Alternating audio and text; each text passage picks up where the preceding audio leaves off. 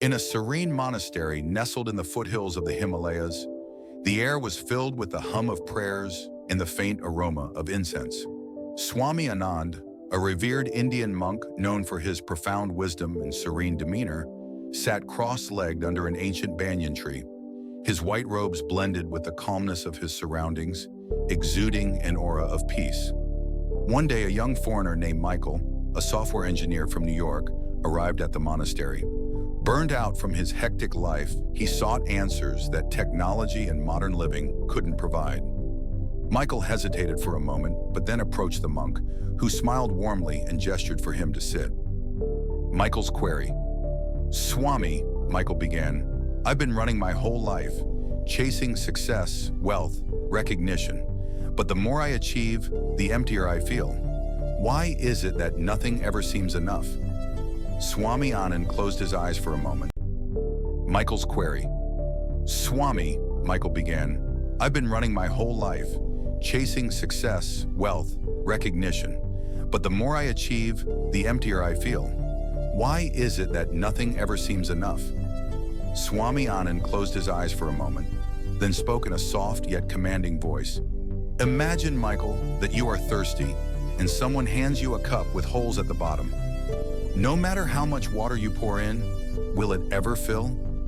Michael nodded slowly, understanding the metaphor. "But how do I fix the cup?" he asked. The monk picked up a small, unassuming clay cup near him and held it out. "The cup is your mind," he said. "You must first mend its cracks, your doubts, fears, and desires, before it can hold the water of joy." The lesson of the feather, Swami Anand then plucked a small feather lying on the ground. "Tell me, Michael, how will this feather reach the sky?" Michael tilted his head, puzzled. "It can't. It's too light." The monk smiled. "Precisely. The feather cannot fight gravity, but if the wind carries it, it will soar effortlessly. You too must learn to flow with life, rather than battling it.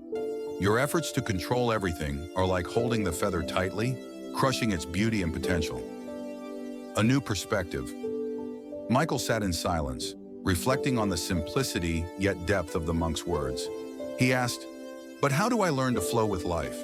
How do I stop holding on so tightly?" Swami Anand pointed to the flowing river nearby.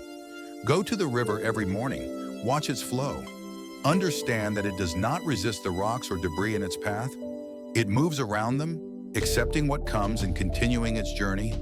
Do this daily, and you will understand." Transformation.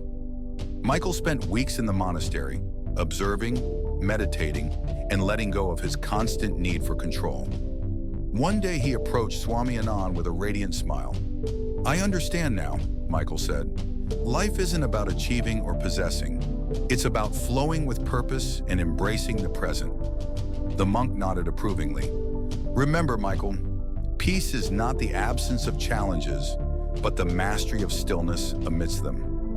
As Michael left the monastery, his heart was lighter, his mind clearer, and his purpose more profound. He no longer sought answers in achievements, but in the beauty of life's journey.